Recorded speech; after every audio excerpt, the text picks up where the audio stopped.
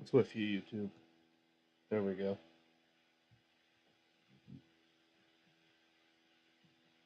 Let's see how this sounds.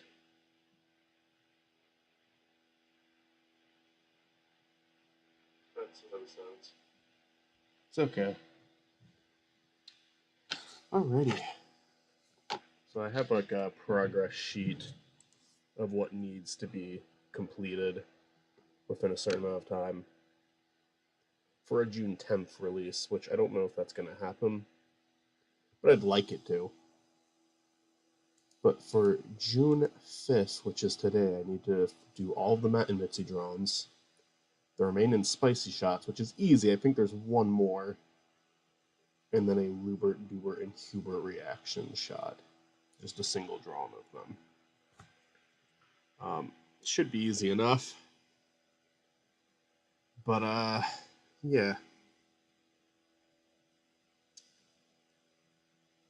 I have like little bits of the video that need to get done each day from the 5th to the 10th.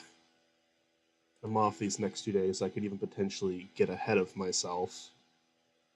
But I'm trying not to make it overwork every day, because there's other things I need to get done pretty much every single one of those days. So I'm trying to just make it a small chunk of work each day, and if I can do all of it, June 10th.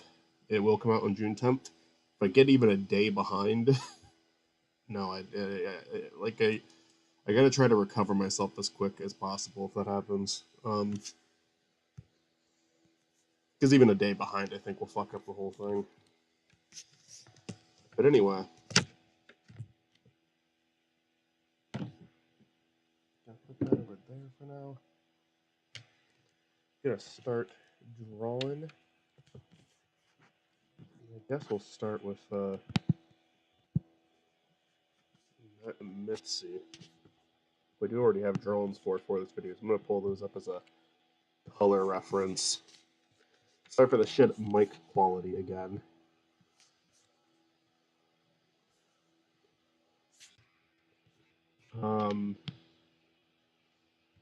Just have a lot of shit plugged into my computer right now. So when I'm working on this and live streaming, I can't really have my mic plugged in. I don't have a good enough setup for that. I need a better setup eventually if I'm gonna keep doing this.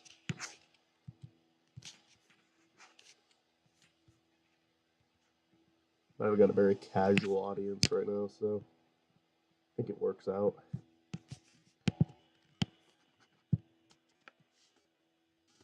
Should have made them small, because I'm really just using them for a color reference. I'm not going to trace over these. I'm going to give these new shots.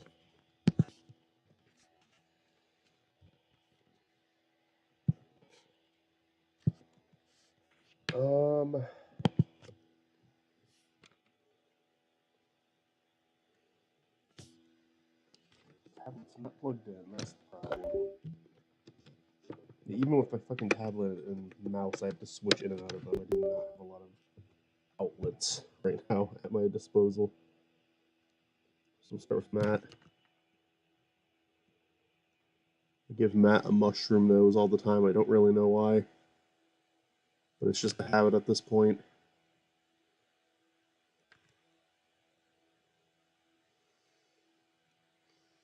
I don't draw glasses bright either. I sometimes do if Mitzi's are drawn correctly, because typically the little thing in the middle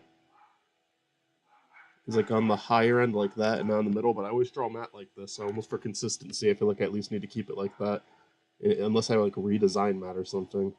Sadie, for Christ's sake, yo Spiny, welcome Pac-Man, how are you? How are you doing this fine day? Sadie, really? You're really gonna be a fucking asshole right now?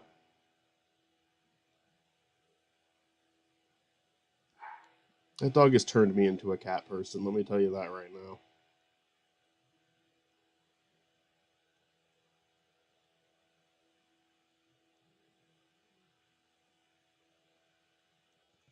I like dogs, but I've learned about myself, I don't like listening to them go off nonstop.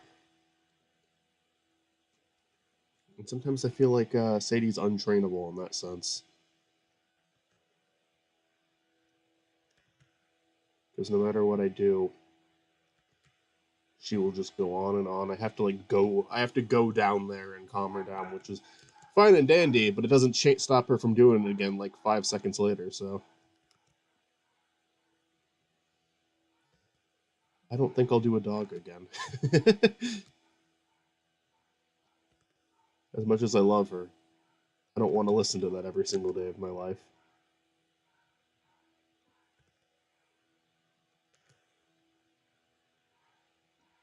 Probably just makes me sound like a prick to most people. It's such a first world problem, but no, consider me a cat person now. Are you gonna do Sonic for Hire season 9 when it's done? Yes, I will. I wish it was done already. I wanted to fucking correct my mistake already because I said I have that fuck up in the video, and I was gonna address it in the follow up video. They're taking so fucking long. But I mean, I'm sure they'll finish it up eventually, and then yes, I will do a follow up.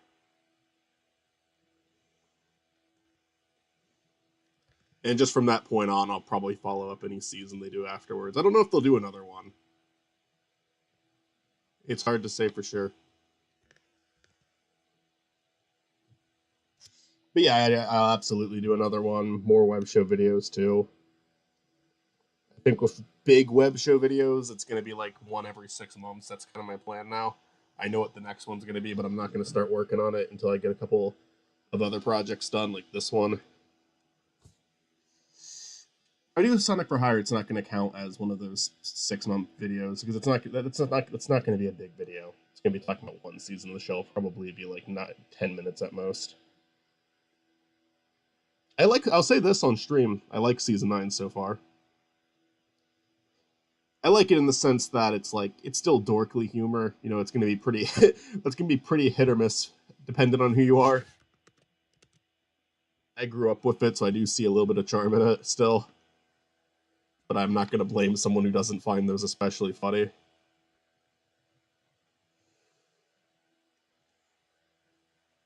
But I like season 9 because my issue with 7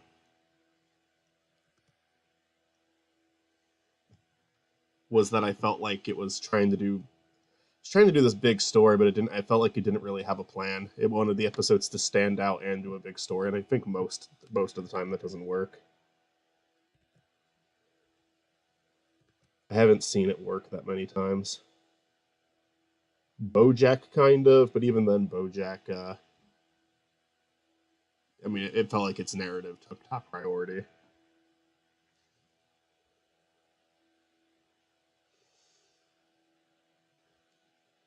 And then my issue of season 8 is just I don't think it was felt very rushed,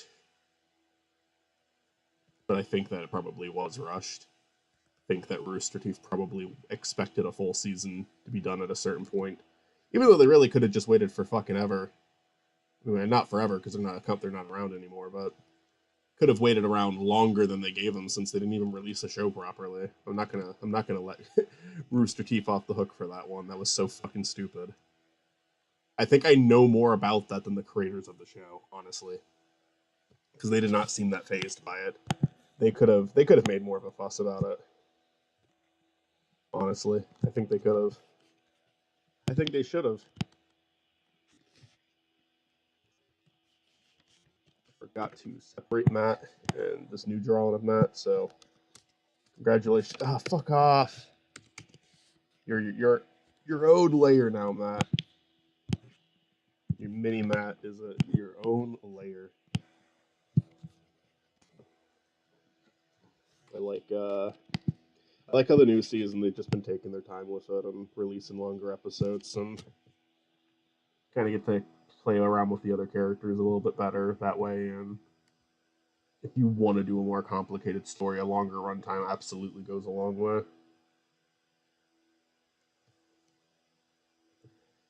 The gap is not helping it though, because people are going to lose interest in it before it's even finished. People are going to forget what happened in the last episode, and then they're going to have to decide if they want to do a rewatch or not. You know.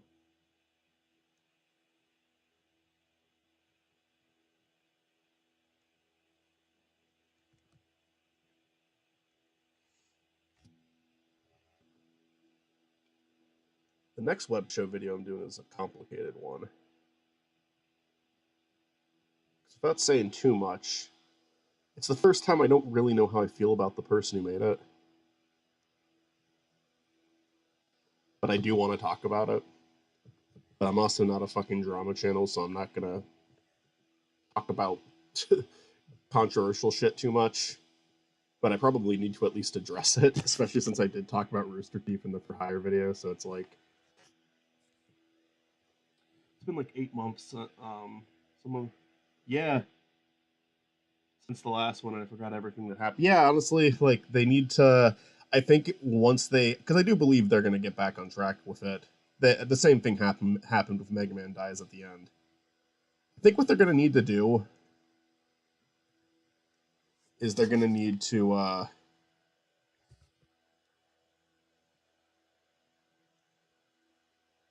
kind of fucked this up a little bit. I did not give myself a lot of shoe space, but I also don't want to make them too short. I guess I'm going to have to make Matt a little short. He's going to have short legs. So do not feel like starting over. Jeez. Yeah, no, I think what they're gonna need to do is, like, when they come back, have multiple episodes ready, and then just kind of do like a weekly release of them. But take their time. I don't want them to, like I said, them not rushing is what made me like season 9. I just think now that it's been this long, they need to say, hey, here's the release of the remaining episodes. Maybe you want to refresh yourself on what happened now, because that'd be the most convenient way for the audience. Even though I'm sure it'd be tempting to release an episode they already have done. I know that they have Dorkly now, though. I'm sure that's been... And Dorkly's still releasing stuff, so like, now with them in control of that, it kind of seems like that's probably why the delay happened. Feels like they're experimenting with new things. And it's also not like the new season of Sonic for... Sonic for Hire is not as popular as it was during its initial run. The episodes do fine, but Lowbrow's channel, like, if they want to continue doing this, I think they do need to make changes, and I think that's why they bought Dorkly. Because more people will watch just the regular Dorkly shorts than something with a serialized story. But I think that'd be the best way to finish off season 9, is, like, maybe do 5 more episodes and say, like, hey, we're going to release them all pretty close together, so you don't forget what happens. Matt, I continue to draw you poorly. I apologize. One day you won't be drawn so poorly.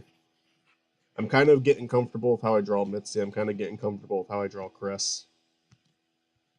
Matt is still just too much of a normal person for me. So I kind of think he looks... I kind of think his drawings look bad. My drawings of Matt, not Matt's drawings.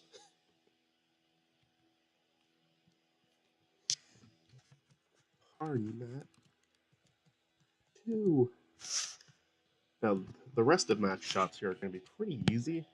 Because I think he just kind of has, like, a standard talking one as he's talking to Mitzi. Just gonna, like, open the mouth a little bit. So there, that's already another shot. Once you have the whole thing drawn out, you can just kind of change details.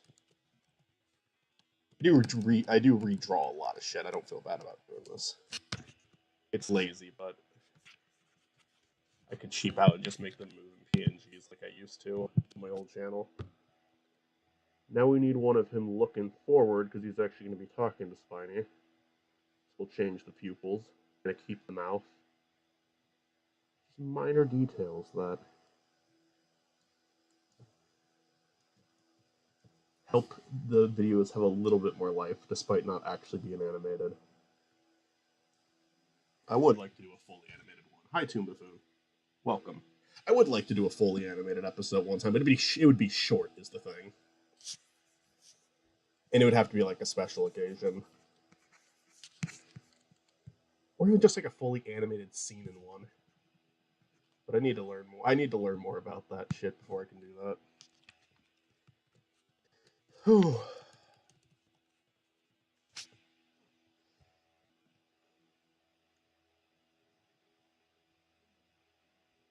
Yeah, the next web show video I should probably start working on after I get another last call or two done. I've had this Better Call Saul video slash Breaking Bad video I've wanted to make for over a year now, too. But since me and Chris are doing that podcast, I think it should wait until after that because we have like we have so many episodes recorded in advance now. I've just decided it's likely going to start being released once we're done watching it because I'm having so much fucking fun watching it. Oh.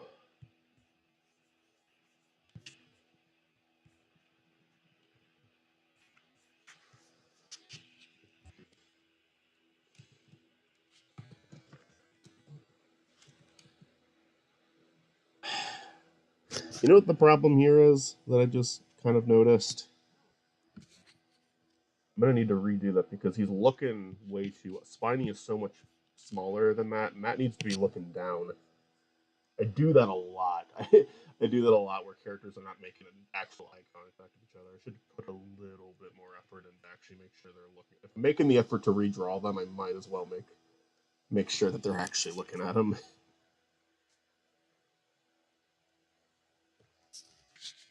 So I'll just redo those last two.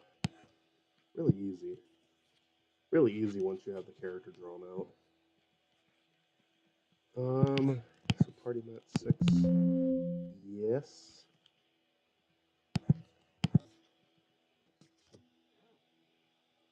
How tall is Spiny? That's a good question. I'm trying to like make have like more rules for drawing the characters now, just so they look better. And I do think Spiny has started to look better, but size consistency is not a fucking thing at all in this. So I should get that down eventually. That'd be like the next step at improving. But I do think that the character looks better now. Matt, I need to find a better way to draw. I don't like drawing Matt like this. I just think I think he looks awkward. I think Chris and Mitzi I've kind of gotten down. Matt, I just need to find like there's just little things I need to do differently, and I think he'd be good. But like,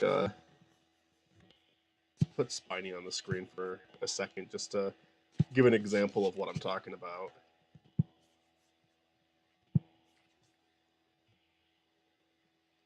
Let me find the. I'm gonna show the worst drawing of Spiny I've ever done. And it's sad because I like what I was going for in this one, but whenever I look at it, it's like this is like every single rule on how to not draw the fucking character. Like this image helped me create rules for Spidey because of how bad it is. Um, Nose needs to be connected to the eyes. Can't just be in the middle like that. Spikes should be a consistent number, so I made it 8, like 2 little ones right here, and then 8 on the side. And then the mouth should go directly from the nose because I used to give Spiny a lower lip. Like in this image, you'll see it. Like he used to have like that lip underneath the nose, and I kind of prefer the nose just connected right to the mouth. Oh, I actually like that Spiny drone. He's off model, goofy yet adorable. I'm glad you. I'm glad you like a goofy little goober burger. Welcome, goofy little goober. Can't be worse than the garbage I did. I actually really like the drone you did.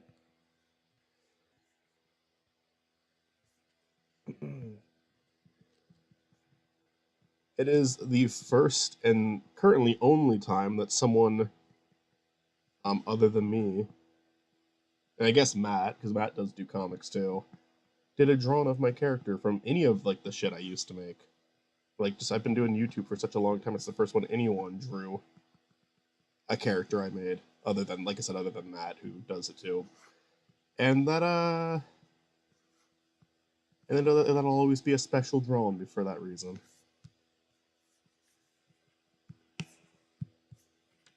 I shouldn't say it. There are other people who've drawn Spiny. Olivia has drawn Spiny. Olivia draws Spiny very well. Mitzi hasn't drawn Spiny, but Mitzi has drawn other characters I've created, so I shouldn't say no one else has, but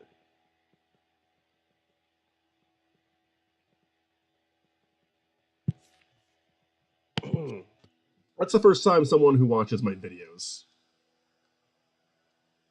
someone in like the audience, did a draw a spiny or a character made, which I appreciated greatly. So now fuck! I dropped my pen. I think that's it. I'm almost done with Matt.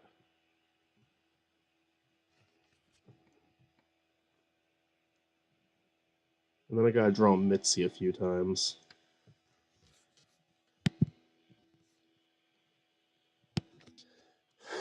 And then I gotta draw Spice. I don't know if I'm gonna get all these done on stream. I don't know. It's gonna depend. I might want to like turn something on later and just listen to it. I do want to knock everything on my list out today. I think that's all I need for Matt. I think that's all of them. I do need the shot of him and Mitzi looking off. Like I have like a back shot for both of them. I'm gonna do that last. I've been wanting to redo it and hopefully redeem myself. Although thanks, your compliments inspired me to keep drawing, and in general, your style inspired me. It's not the best, but it has charm and soul. I really appreciate that. Honestly, like if I think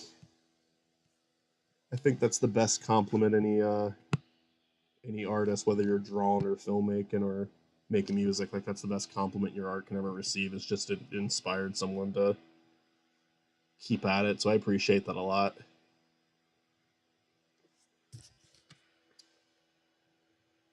I guess Stort technically did it too because he sent me. I actually paid for that one because he made like beat artists. But Stort's a really good artist. He doesn't like post a lot of like. I mean, he does. He posts his beat art, but he doesn't like post drawings ever. But I mean, the guy can fucking draw like really well. I've like been amazed by some of the stuff that he's made, but he doesn't like he doesn't show it off in his videos. At least he hasn't yet.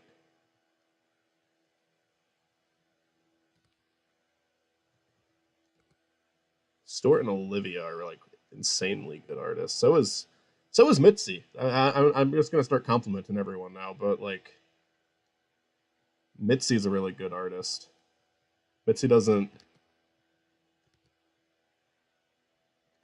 Most of Mitzi's artwork is like that I've seen as of late at least is like concept art for like projects we're working on though. So it's like again not being shared.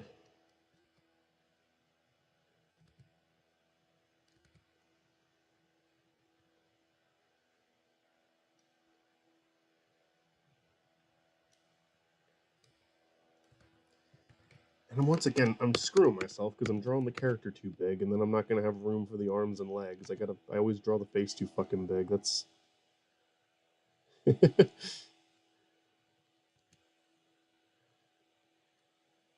yeah, keep at it. Yeah, absolutely keep at it. It's the little improvements you find in your work are satisfying, and I can actually say that now since I draw consistently enough to improve. I swear I was like nothing was changing with my art for like years. But it's also because I would draw like one or two things and then not mess with it again for months. Consistency is like a big part of it, and learning from other people. Like I've learned techniques about pose and bodies that I sometimes use, not enough. And I should honestly keep trying to learn, like keep listening to what other people have to say, because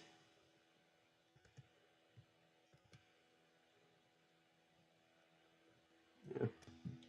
Seen Stort's Etsy page, and yeah, it's good. Yeah, yeah, no, it's sweet. I might get him to I might commission him for Dr. Howard at some point too, because I really like the spiny bead art I have. But um, I'll have to wait for a bit. I'm a poor motherfucker now.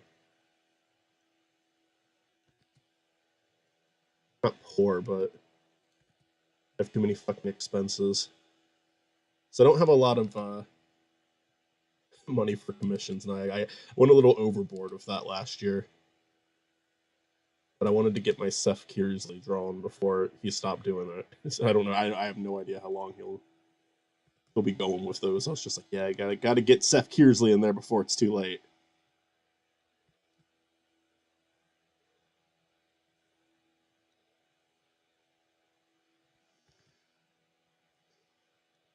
I got to get better with like different body types too, because I always draw characters of like identical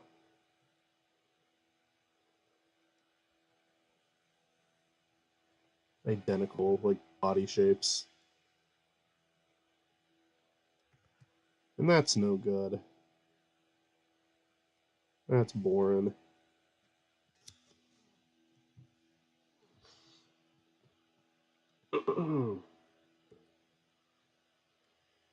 And Matt has a really fun cartoonish style. Like I do like Matt's illustrations a lot too. It's definitely leaning more on like what I do. The way Matt draws stuff, it's like I honestly think in our styles look different, but they're I also think they're really similar.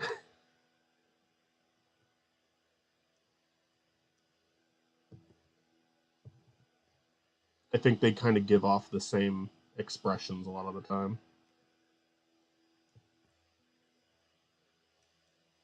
But I think Matt's contributions to the comic are better than my own just because it just fits that so well. Also, he does it. He makes more than me. There's literally comics he has made that I haven't put out yet because I have that arc I was supposed to finish and I want to like, oh no, I got to finish the arc before I post another one, but I got to fucking get back to that. But then there's this video that's taken up most of my time with drawings. The next couple last calls need to be simple. And the Rush episode is anything but that. So the Rush episode is going to go into purgatory for a bit, I feel. Blast is definitely coming next in terms of last calls. Because that one I have a very simple idea for. Which I think will be more enjoyable for me at the time. Anyways, enough talking about that. Talking about my own art. Fucking Summer Game Fest coming up. We know they're going to show us more Shadow X Sonic Generations because that was in the trailer that good old Jeff Keighley put out. I wonder if the third movie trailer will show off during that, because I'm pretty sure that's where the second trailer showed. For the second movie, so will the third movie be revealed there? I think there's a good chance. I would personally love to see that.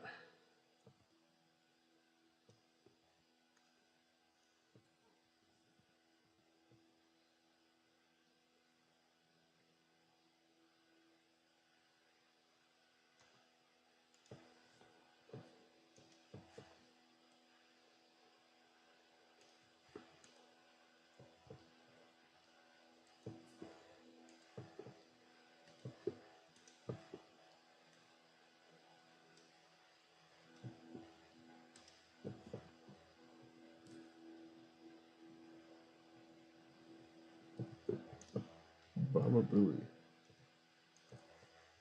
I wanna hear Keanu doing the voice. I wanna hear how he sounds. I still think it's brilliant that they casted him for that. That's such a fun idea.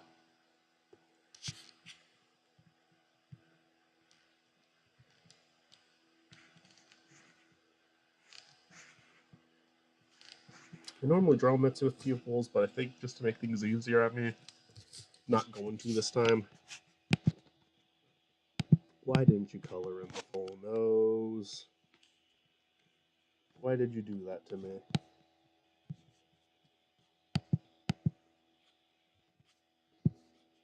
It doesn't really matter. No one's going to notice it, but I'm going to try to fix it. Depends on a lot of these. Question: what is Mitzi Sona supposed to be inspired by? I remember her character being a thumbnail during the Triple Trouble remake playthrough, although it's like the only time I've seen it. Yeah, Mitzi just sent me a picture of a frog one day, a red frog, and said, give it glasses and make that the way I'm portrayed. I was like, okay. And then as I started drawing more for these and stopped doing like Photoshop edits of everyone, I was like, can I just draw this, like, draw you into this red frog? Mitzi was like, yeah.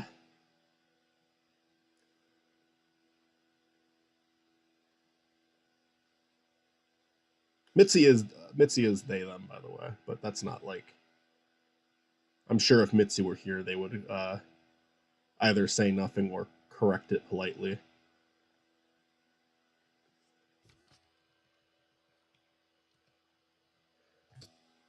But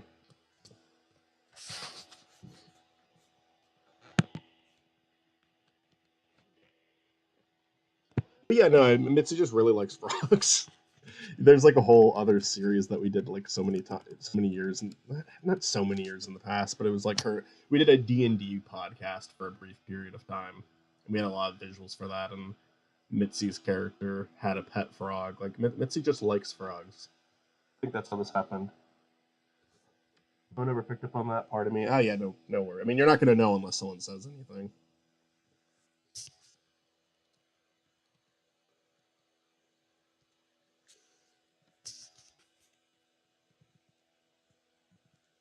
I think every line of dialogue Mitzi has in this video is concern. So I'm not even gonna draw a mouth opening for that shot. I'm just gonna tweak it to make Mitzi look concerned and then make that one talk.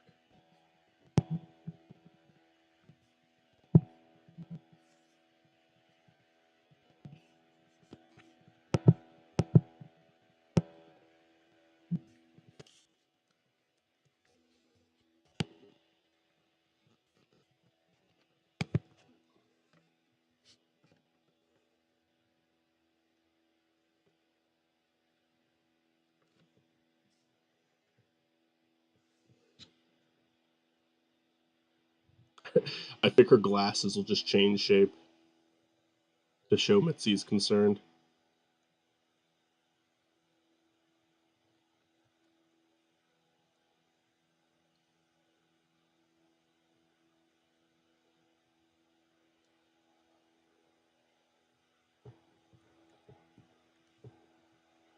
Oh wait, nope, nope, still more. I have to re-outline.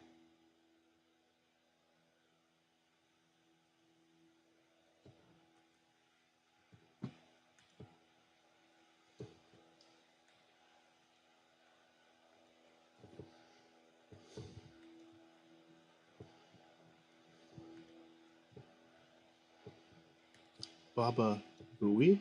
Fuck. Now Mitzi has a bloodshot eye. Fuck, what happened? Mitzi got into a fight in between shots.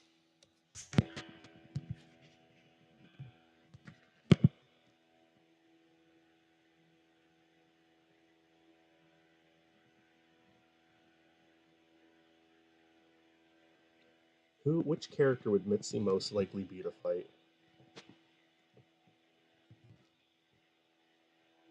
I'm gonna say Dr. Howard.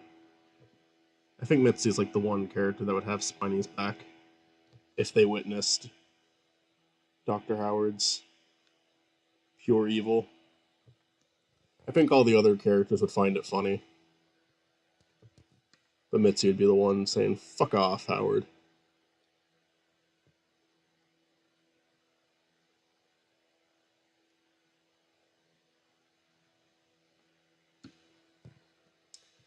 Baba Booey.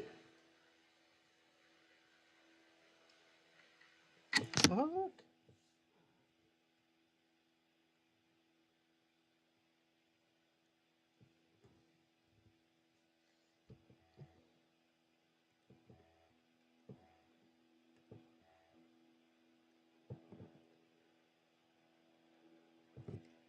right, pretty good, pretty good.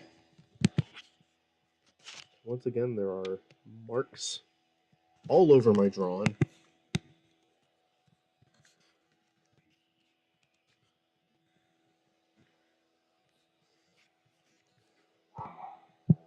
Hi, Sadie.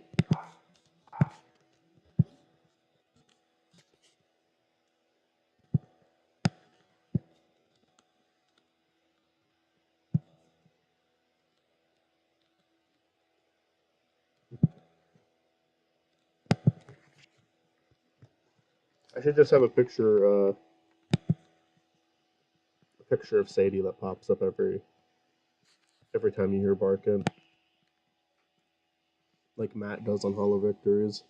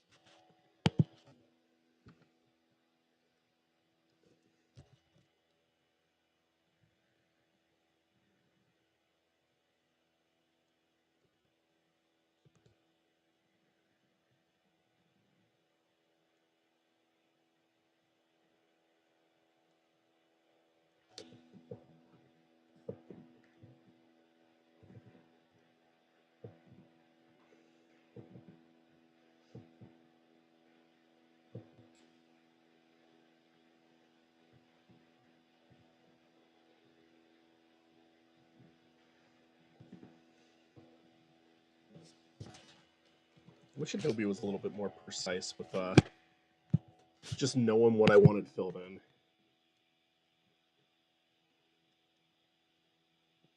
Like I get it. If I'm gonna do it this way, there's gonna have to be a little bit of cleaning up, but I don't know.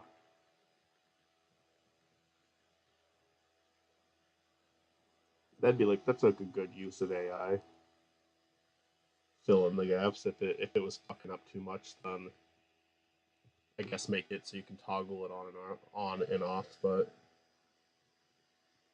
that's the way I'd be okay with AI being used for it, just to cut out the step of me having to draw around what I erased because the fucking paint bucket tool didn't fill it in properly. I think that's it for Mitzi. Aside from the back shot I need to get of them and Matt.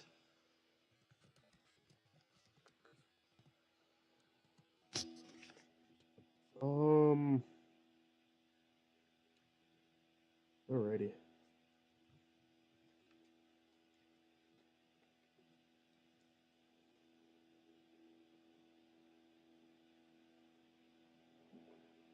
Oh.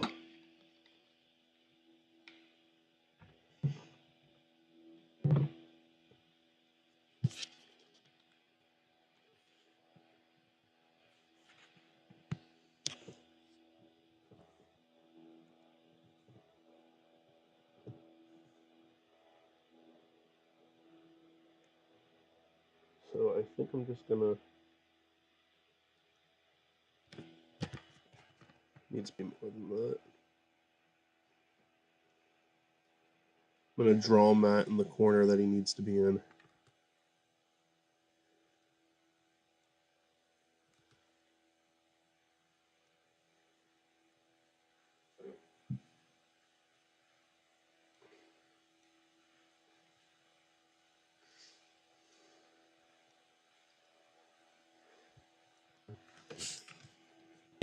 Oh, so who messaged me?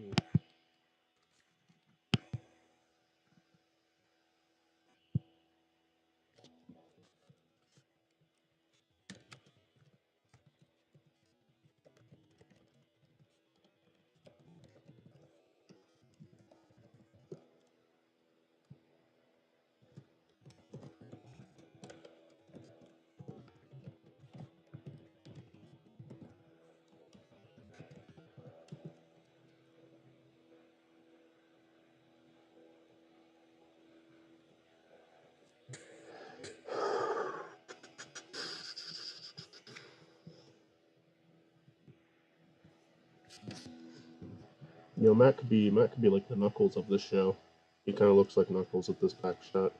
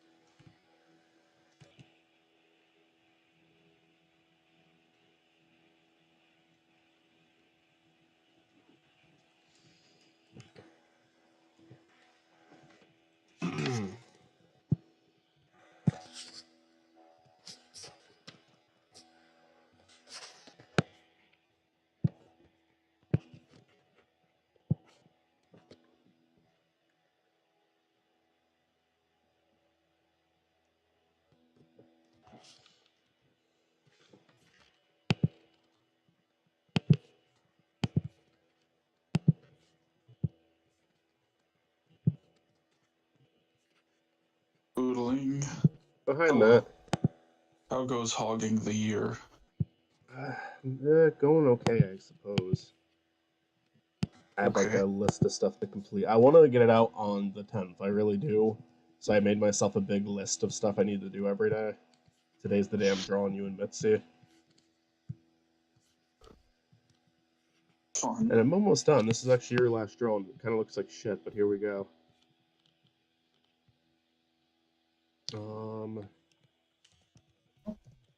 Back Matt. Now we gotta draw back Mitzi.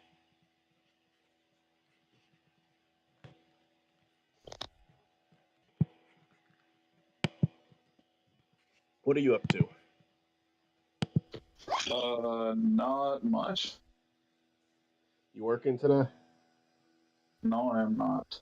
Nice. I'm gonna take Mitzi out to dinner, and then might try to start barnyard later. I may join for that.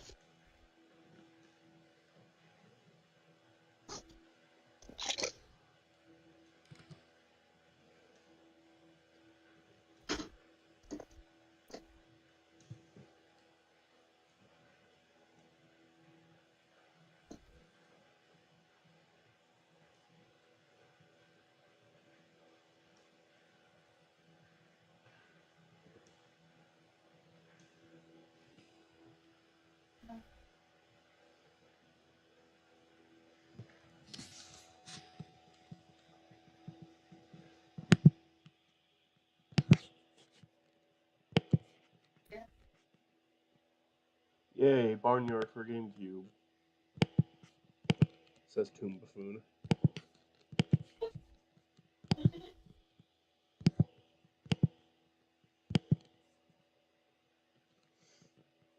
Yeah, you sent me a list of the Smile and Friends episodes ranked earlier, and it's kind of funny because it's like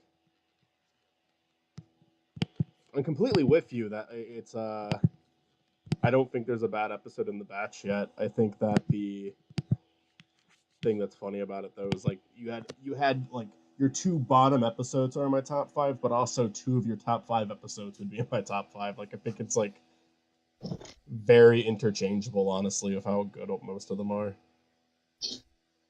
I stepped away for a second. Sorry. No, I was just talking about.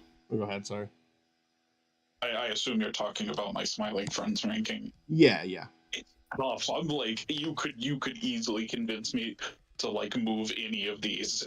Yeah, I was surprised by how high up Go to Brazil was, but I'm with you. I'm kind of with you on that. I love that episode. It's just like it's a lot more one note than a lot of the episodes, I guess. But yeah, but it's still really it's so uncomfortable. The whole thing that's done so well.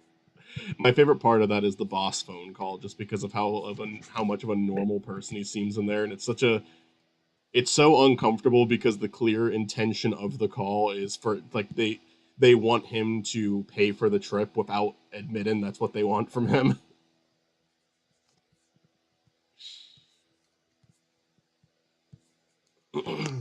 And then when it doesn't go in that direction, it just feels extra uncomfortable because of it.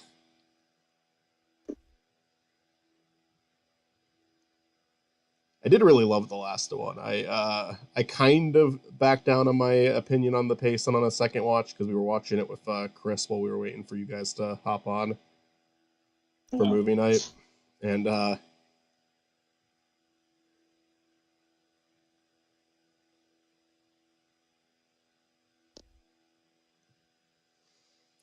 but I still think it's the weakest of the season, but it's also like a fucking 9 out of 10. Yeah. I love Joel Haber too. It was really cool to see him not just be like not that there's anything bad of just being a cameo, but I think giving him an extended role was good move. Kind of like, like Mike from Red Letter Media gets to be a main character. I think Doug Walker works really good. Like Doug Walker and Chills works really well as a cameo, where Joel Yeah. Haver and Mike works really well as a main character for the episode. Well, this one definitely felt like kind of improv based. Like I feel like they were doing some like back and forth with Joel Haver. Yeah, and I think that, like, honestly, the rotoscope was probably, I think Dr. Psychotic was, I'm assuming that was Mike doing the voice. Michael Cusack, it sounded It like sounded him. like it. So I'm assuming, honestly, they actually, I wouldn't be surprised to learn that they, like, actually filmed with him. Because he even did, like, he's even credited as the animator for that, so he filmed those scenes and did the rotoscope himself, which isn't too surprising, it's his style, but they could have gotten someone on their team to do that. But I do like that Joel did it himself. That was fun to see. Really, he's doing the one movie. Like he's doing 12 features this year. That's like his big thing on his channel. And I watched one and a half of them so far. One of them I just haven't finished, but both of them were really solid so far. I liked them a lot. And there's like one other I haven't seen at all, and then like his fourth one has been delayed, and he keeps assuring everyone he's still going to be doing the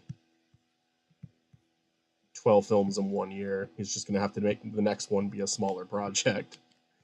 But I mean, I'm really excited to see the one that's delayed things so much because it's still seems like he's working on it nonstop. I love the new Smile and Friends episode and constantly quote, "I'm going to knock your block off." Have you ever watched Joel Haver's work, Toon Buffoon? Because it was a very Joel Haver-esque episode. Very in line with his sense of humor in a lot of ways.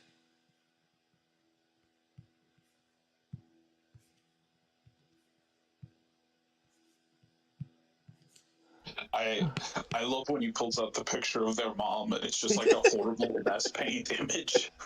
Yeah, it really feels like they're like pushing the limit of like what can be a character in this world. I didn't recognize the 3D animation style, but Chris did immediately, saying, "Oh yeah, no, they did stuff for what's that Adult Swim show? Off the Air, yeah, Off the Air." And I believe it. I believe it entirely. That whatever Chris thought she recognized was what it was. I mentioned that Kerber Alex Yeek did a shot. It definitely feels like an aesthetic you would see on Off the Air. Yeah. I think that's one of my favorite jokes of the episode is the shot that Alex Yeek animated. it was really funny. Like I've thought about this before. I'm like, my God, their world is just like it's like just insane. I have only seen his most popular works, although I immediately recognized his voice and rotoscope style when I saw it. Joel Haver made so many shorts in the last few years. I mean, he did it every week that I definitely have not seen all of them, but I normally enjoy them. I can't think of like one of his like shorts that I watched where I was like, oh, that one was kind of bad. Definitely some that I like more than others. Like there's some that I've revisited a ton of times. I really like his Grinch. That one's so and that's not even his. That was just him helping with another channel. So I don't know if he wrote that. He might have written that one. It was on someone else's channel though. But that one's it's a really good song. It's I like him in it. Oh, his reactions are fucking priceless. I showed that one to my brother and we were just like dying laughing on Christmas watching that. I'm switching over to this. Howdy Spiny, howdy Game Night. How you doing? Yeah, no, I really it's just what a fucking awesome show. Like I said, I've never been able to watch a show where I look at the credits and see some of the people who animated it and be like, oh, I know this person. Oh, I know this person. Yeah, it feels like a show that is very in touch with like the internet culture. Oh yeah.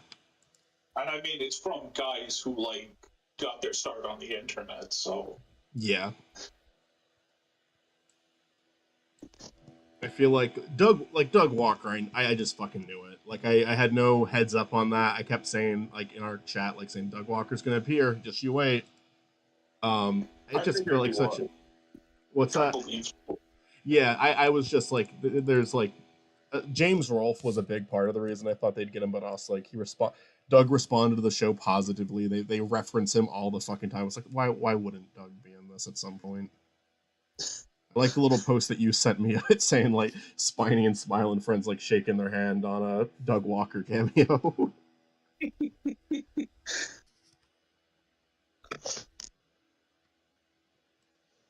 So we got our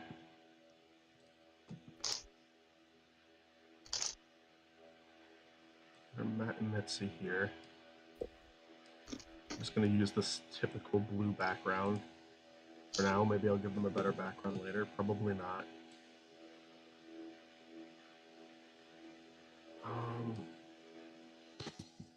Also, I am 70% sure the little homunculus saying "I love you, Daddy" was from an Oni Plays episode. I swear to God, I heard Zach say that exact phrase before. He has, and they maybe even said it on Smile and Friends in a previous episode. Yeah, wasn't it like Pim's? Okay, it wasn't the same voice, but it was like Pim had a vision of his own kids in the first Halloween episode, and they're like, "We love you, Daddy. We love you, Daddy." Like they do shit like that.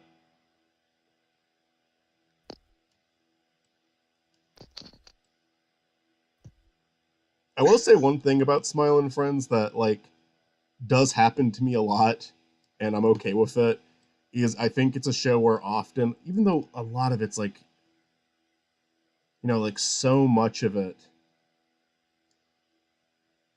is definitely. I'm sorry, I'm losing my train of thought. So much of it is like very in your face, like the joke is obvious. There have been episodes where I've watched them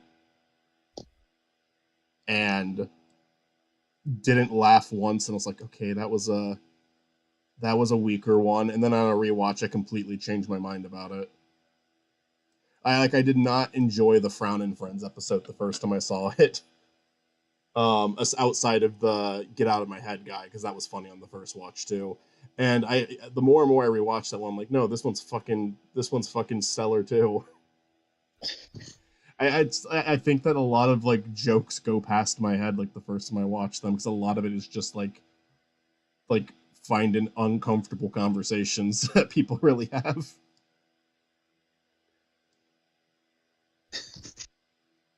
Fucking love the Renaissance men bit. Yeah.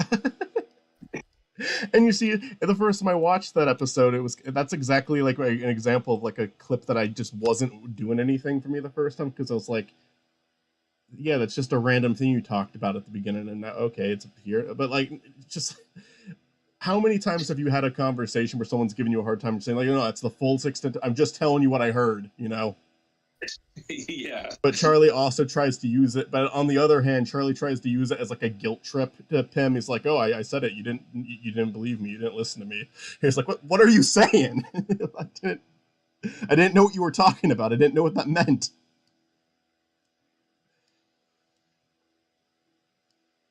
And as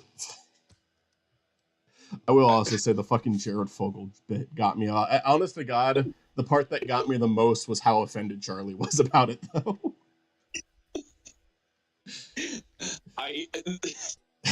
It's funny because there's like a moment where I'm like, they're not really gonna do this, right?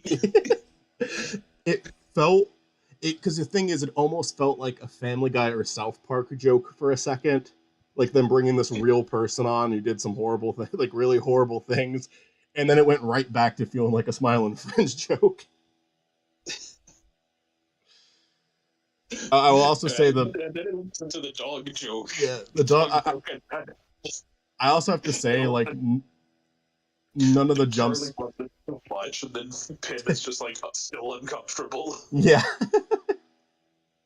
I also like how I gotta say, like, none of the jump scares in the Halloween episode got me. With like, I don't, to be fair, I don't think they're really supposed to. I think the fact that they're doing so many of them is the joke. Yeah. Like, it's a Halloween episode because we threw jump scares in there. But come out on Halloween. but the dog, like like the dog barking at the end of it genuinely did get me. Like I was not ready for that. Oh. I know the Red Letter Media guys are supposed to appear in an episode. That one hasn't happened yet. I almost wish that they wouldn't have said that they were going to be in it. It's not as big of a surprise now since he was literally in the first episode, but I do like not knowing when they're coming. The Doug Walker one was the only one that they were able to like sneak in so far, and even then I was so sure it was gonna happen. Well, Spiny is drunk and ranting about Sonic again. They kind of advertised Joel Haver. Yeah. Joel Haver, to be fair, was a guest star, not a, and that might be the same thing with the Red Letter Media guys. He wasn't like a surprise cameo or anything. Yeah. Yeah, Doug Walker acknowledged it he did a stream recently and someone clipped it and I saw the clip of him saying like how they went about getting him. They were just in a call with him and he like started putting the costume together. Yeah, is this good? Is this good? And like, yeah. And they just told him to be like not do it, like not even do a character, just be Doug Walker.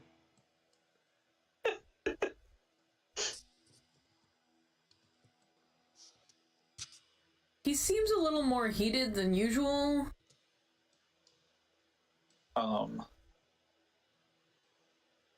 I did see a clip of him like that, like he posted on Twitter. Oh yeah. Where, like the nostalgia critic wakes up drunk and he's like, "Oh, I wonder if anyone took advantage of me while I was inebriated." And then he plays the clip from Smiling Friend.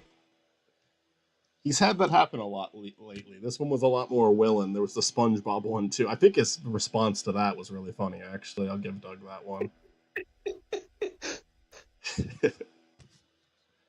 Because I have, like, here's the thing, like, the fucking Smiling Friends thing is clearly, like, a tribute to him. SpongeBob, I have no idea if the person who did that likes Doug or not. They could have absolutely been, like, that could have absolutely been a hate move. I could see it being both. I could see it being someone who was like, oh, I need an angry critic for this, so I want to reference Nostalgia Critic. But it could also be like, oh yeah, fuck Doug Walker. I'm gonna make him look like such an asshole here. Well, Spiny is drunk and ranting about Sonic on the again. Patrick Star show. Tara the android in that episode was a surprise to see. That one did, yeah, that did catch me off guard.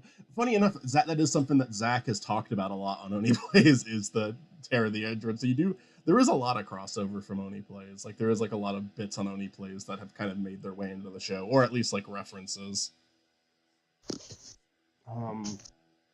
Which isn't a surprise. It's a show of them talking. If we did a TV show, like me and Matt did a show, there would absolutely be stuff that we've said in streams that somehow made it to a episode of the show. Because you probably wouldn't even be thinking about the stream. A lot of people will say, "Oh, this is an Oni Play reference. This is an Oni Play reference," and I think a lot of the time it's like, by a technicality it is, but on the other hand, I don't think that they were intentionally referencing Oni Plays. I think they probably forget half of the shit they say on that show, and it's just their senses of humor, so it comes back up. Yeah, no, it's just their sense of humor. Charlie having an uncomfortable moment with Pim saying, "You're scaring me, Charlie," was an amazing. That was honest to God, that was my favorite joke in that episode. It's just drunk Charlie saying, "You're missing the trick that Jumbo showed me." Look, Charlie, his voice just gets more and more aggressive. That got a big laugh out of me. Okay, but If you do, well, Spiny is drunk and ranting about Sonic again. he seems a little more heated than usual. Someone hop on. Oh, Chris is here. Yeah, Chris is here. Everything's going wrong with the computer. Of course it is. We're talking about Smiling Friends. Just gonna say one of the things I love in the new episode. Just hello. Hi. So, talking about Smiling Friends. Join us. Go ahead, Matt. There we go. I love Pim and Charlie's like idle animation while Dr. Psychotic and Joel Haver are arguing. So just like standing there awkwardly, and Charlie starts like playing with his hoodie strings. I didn't notice. I gotta rewatch it. That's another thing, is there's always like some sort of like, there's never a shot of Smiling Friends that doesn't have a joke, you know? So I gotta look at that now.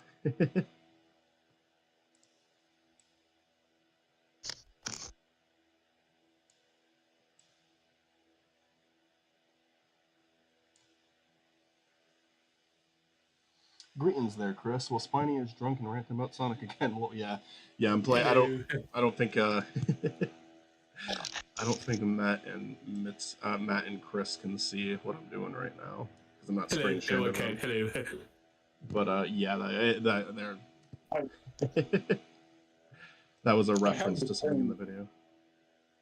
I have the stream open, but I can't like hear anything, and I'm not really looking at it. Yeah, I mean, honestly, not much to see right now. I'm gonna. Well, Spiny is drunk I and love the ranting clip about... you posted of this couple. Oh, McGriddle and Zimbo. Sure, if that's their names. Were you in the stream where we created them? You may have hopped on after we created them. I know I wasn't there. Sonic again. He seems a little more heated than usual. Now me, I have a healthy media diet. I just think it's funny that Stuart specifies the video game, not the restaurant. I really like these two one-off characters we've created. That was a fun stream. I needed to draw like because I get Chris and Olivia do make an appearance in the episode, like they're drawn in, but they don't speak. But I wanted to give Chris and Olivia a lines. Not Chris and Olivia. Chris has a bunch of lines in this. Stuart and Olivia lines. So I just created these two characters that would like engage with Spidey. I was like, all right, you guys voice them. And I really like what they did. I like how we have a Peter Griffin ass sounding character, then a Valley Girl sounding character. Blue fucking rap for dumb idiot. And then on the stream, it's just like I have no idea what these two look like, so we just kind of had fun making the characters on stream. I can't believe you're giving an arc to Spicy Norman. It was just a character I doodled because I'm like, wouldn't it be funny if Spiny had a cousin who reviewed Sonic the restaurant instead of Sonic the video games? I mean, yeah, after this episode, Spicy is like one of the most lore-heavy characters on the show. He is. And the mature. That's weird. And that proves I'm a real man. I saw Citizen Kane, and I didn't think it was that boring. I mean, I thought it was a little boring, but like, I finished it. I posted a new comic yesterday. I saw it, and I know it's like like you actually like cleaning up the original one you drew, which I like. I liked it a lot. I didn't say anything. Sorry. I gotta fucking finish my arc before I can post it, but it would be pretty good to line that one up with this video. So I really do need to hop on and fucking finish my little arc. I already abandoned one arc, which I kind of feel like puts a big like kind of like tear a page in the comics release, but it's not that serious.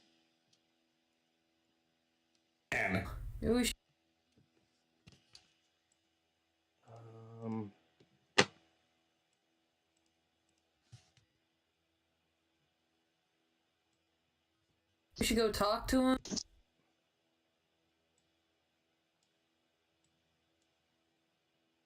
him. Spiny.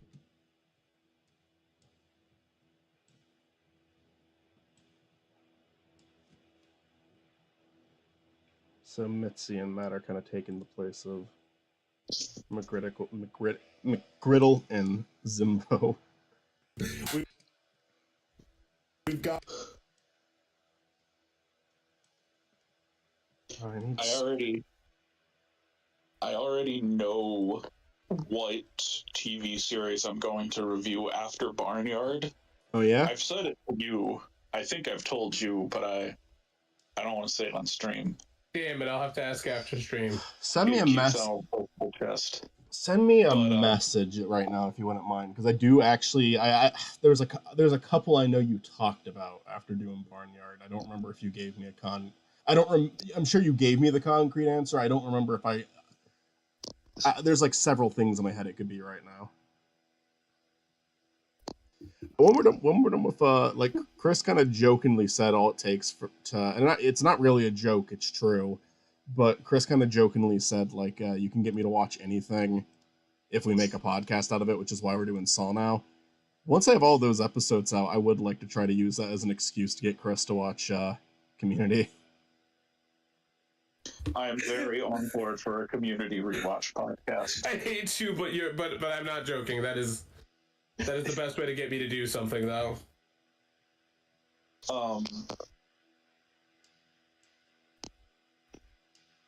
Because But community, I think you would get a lot out of, Chris. I think you'd have a good time with it.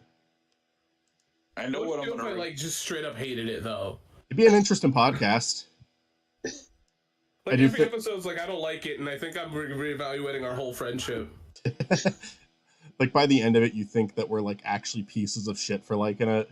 Like it's like in a moral sense, we're in the wrong for liking it. No, and you know what? I like the only season I like is the Gas Leak years. I that will be like the most interesting point of the podcast because I think I dislike that a lot more than Matt does. And I think I'm a lot more in favor of season 6 than Matt is. Yeah, no, honestly, I think my least favorite episode is in season 6. No, season 6, unlike season 4, I think has great episodes. The finale is phenomenal. Like, perfect finale. Yeah. Perfect finale. There's a handful of season 6 episodes that I would say are good, 2 that I would say are great. And yeah, look, if I was going to rank all the episodes, season 4 and season 6 would be at the bottom. A lot of 5 would be at... 5 was so good until it made it to the end. I think the end, like the last 4 episodes of season 5 stink. And especially that 2-parter, because the 2-parter just read like, we don't know what to do. Yes. I don't. That 2-parter, those are also some of my least favorite episodes. I might dislike those 2 more than anything in season 4. Honestly. I think season 4 is a very consistent. Let me read what Toon Buffoon said. Speaking about podcasts, I don't mean to be rude. When is the new episode of Chaos Drive going to be released? I don't mean it as rushing you sort of way. I would love to. I need to get back on it. It's it's just because of how much shit I do. I talk about too many projects and then others get severely neglected. But Chaos Drive isn't canceled. It's going to continue. It's just I got to find a good time to do it.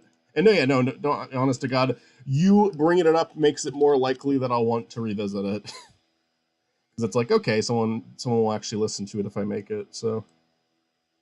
And we also, like, Stort's the fucking 3rd co-host for that, and he hasn't been in an episode yet, because we only put out the first one.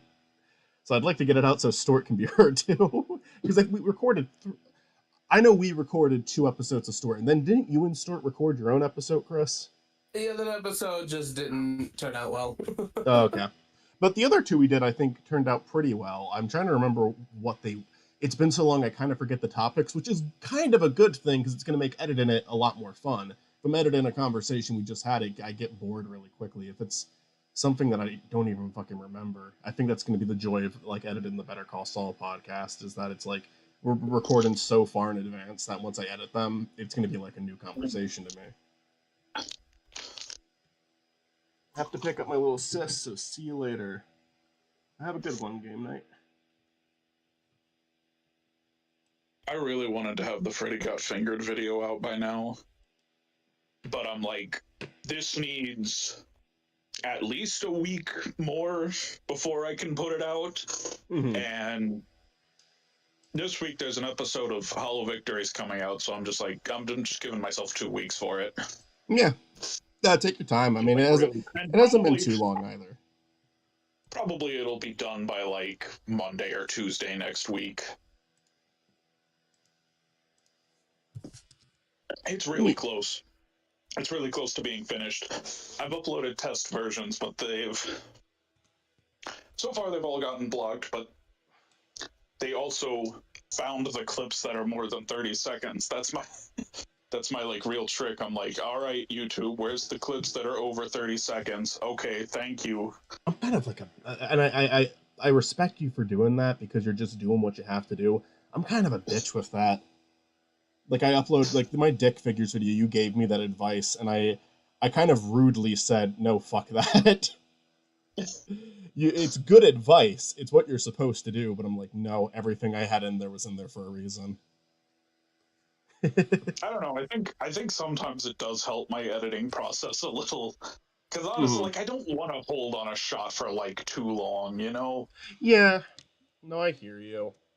And sometimes And there comes a time where I'm like, okay, fuck you. I can't cut anymore. I just gotta fight the machine on this one.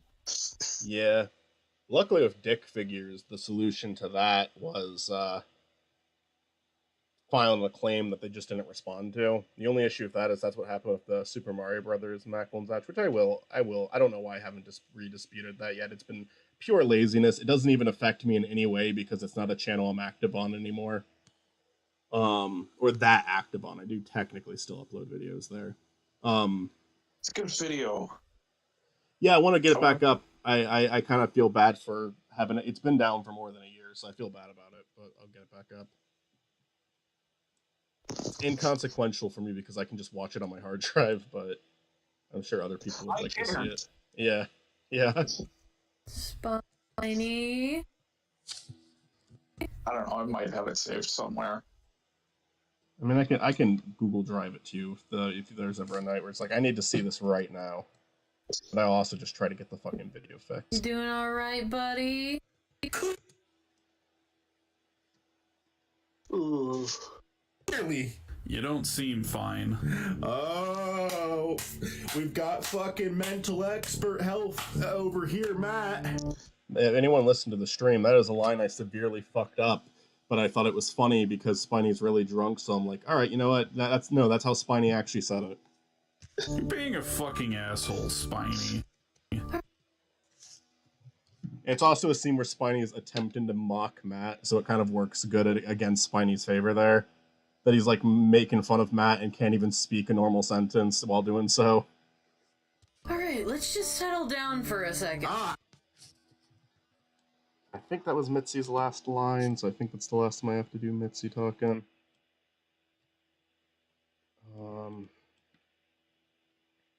Still have a few more drawings to do, but not a lot. Honestly, most of the work for today is done.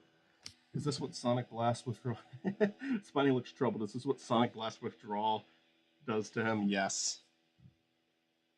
Absolutely. Chris wouldn't let Spiny play Sonic Blast anymore. Now Spiny is suffering.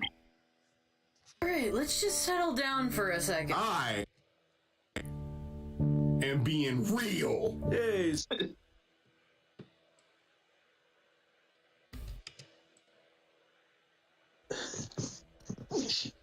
Health mental expert Matt. I had to back up the stream and listen to it. Oh. I kind of fucked myself over with how Spiny has drawn these scenes, because every single drawing I do of him, of an expression change, and I have to draw 3 times now, because I want the squiggly thing to be there throughout. But I do think it's a fun little... I think it's worth it. Yeah. But I also have that shot of Spiny clapping, because he does that when he's talking to you, so now I have to, like, draw... I think it's going to be, like... I probably could just do 2 images of him clapping. Maybe 3, but then that has to be also drawn 3 times.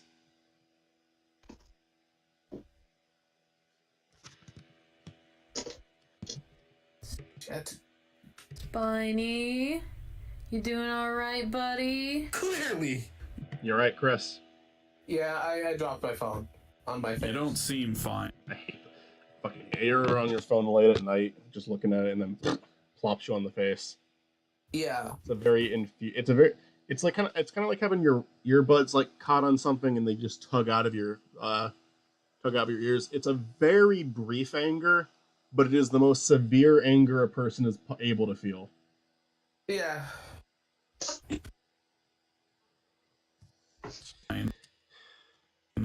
The fucking last call is going to be just such a nice breath of fresh air compared to some of these other projects, because it's going to be so simple. Oh man. After Freddy got fingered, I got the Oscars. Fucking right, gee. And I might try getting the for one thing, I want to finish the 30s. I am in the 30s of the Wikipedia worst video before I move on to something else. Sure. Right. If I get through the 30s, then I'll move on to something. And I kind of want to. I might do the Hanna-Barbera drunk rankings before then. That one's going to be a pain in the ass because I accidentally deleted a lot of the footage. Oh, shit. I still have the audio, and I think it was kind of a fun video, but now I'm like, okay, well, now I just got to come up with visuals for the rest of this. Fine. Oh, we've got fucking mental. There's an ice cream truck outside. Yeah. Probably good. Yo, give me a Sonic ice cream, Michael. I saw a clip of American Dad that caught me off guard last night. Where Francine was coming into the room saying, "Haley, I got you one of those fucked up looking Sonic the Hedgehogs from the ice cream truck." I'm sorry, hello? I was like, "Oh yeah, American Dad fucking did a Sonic reference." I'm surprised that it's not SpongeBob. Yeah, honestly, I'm surprised. I'm with you on that. Maybe Sonic ones look more fucked up. I don't know. I could have sworn SpongeBob was known for it. That's why when you said Sonic reference, it's like, whoa. Yeah, no, I'm with you on that. You're being a fucking 23 asshole, episodes Spiny. out, so that's less than. Alright, let's just settle down for a second. I Don't look at it. am being There's something in there? real. They've dropped a bunch. Oh no! Wait, what happened? The lid came off with the toothpicks, and now there's a bunch of toothpicks inside of the stove. Yeah, that's bad. What was that? It made stretching feel better. Expert health over here, Mr. Matt. You're being a fucking asshole, Spiny. Alright.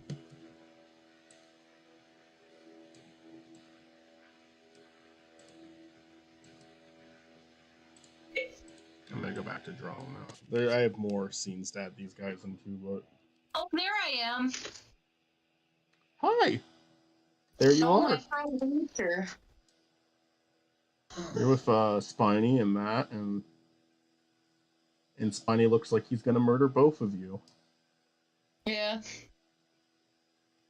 I'm gonna switch back over to Photoshop. I have to draw a more cheerful Spicy now. What Sonic Blast does to a motherfucker. I'm gonna make this one. I am gonna trace this one for just to keep it consistent with the other drawings for Spicy.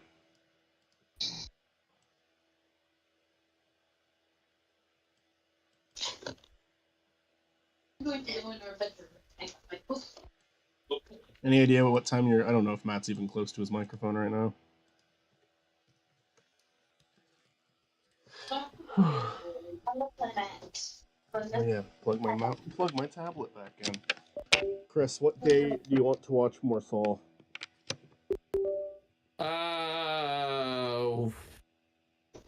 You message me and I'll be able to give you an answer. Sounds good. I'm in the weird middle of a lot of things, so I can't give you a solid answer. All good.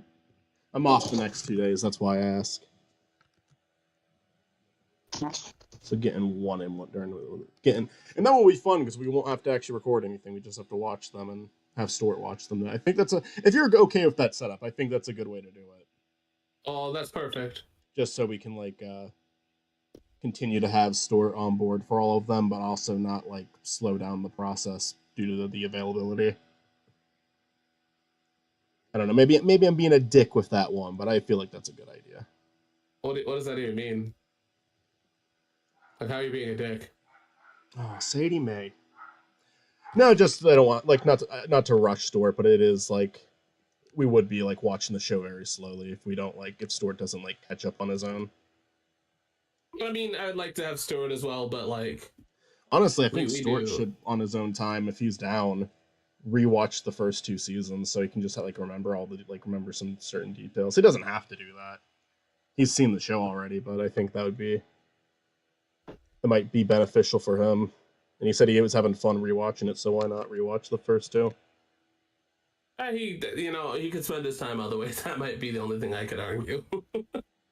Because you and I are the incentive to kind of go back. Oh yeah, no, I mean, It's not a. It's definitely not a requirement. Take you to an here and work on the Ferdinand got phalangeed video. By the way, I'm sorry about that audio. Holy shit. What audio? For Freddy got fingered? Yeah. It's only really that bad right at the beginning. You fixed it pretty quick. Could probably do Then it some was a fun. funny bit. Yeah, I was gonna say you could probably do some fun editing bit with that.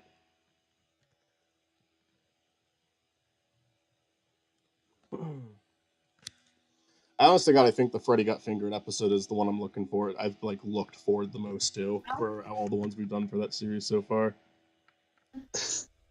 Yes. Michael's working on a video. I'd say that I work on the Freddy gets. In truth, we're all working on something. I'm actually working on Olivia's video this time, not mine. Oh, nice. I'm just going to say we're doing an Archie project, and not an Archie project that you're expecting. Interesting. Archie versus Predator. Yeah. or Archie meets the Punisher.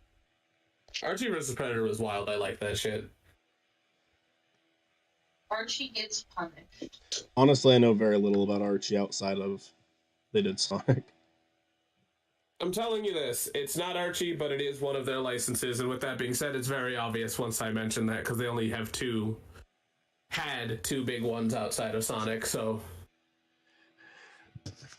Can I ask you this, Chris, as someone who is familiar with the comics, and perhaps this would be a better question for Olivia, but you're here. What? Does what the CW did make any fucking sense, considering the source material? No. Okay. That's the answer I expected. I mean, with Riverdale, no, but like, was it, like, I mean, I'm assuming it, like, was a more bright and cheery, I don't know if I want to call it cheery, but it doesn't seem like it was, like, CW teen drama from anything I saw from it. No. Like, they might as well do the Scooby-Doo teen drama, which they would. They would. They might be.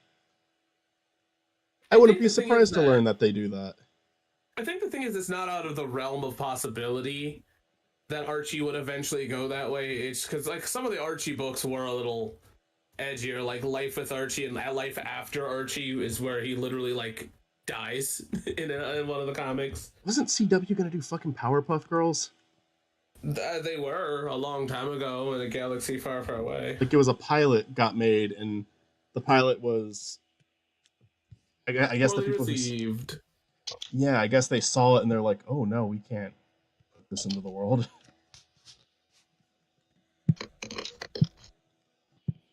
It's not even saying that Riverdale's bad. I'm just not into it. It's just I have no... I honestly, it does... Nothing about it offended me, but it was just like, I watched it just seemed like another thing, another teen drama my sister would watch.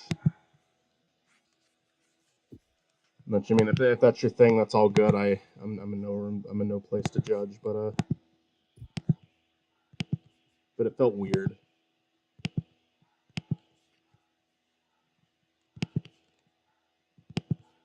Sadie really wants to be heard today.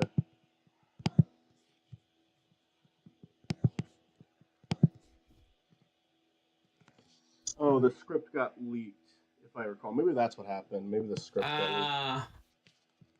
That's weird that stopped them, though, because a lot of scripts get leaked in general. It could have been that and a mix of, like, being poorly received, though, right? Like, I don't even know if it's true that it was poorly received, because, of course, anyone's gonna say that.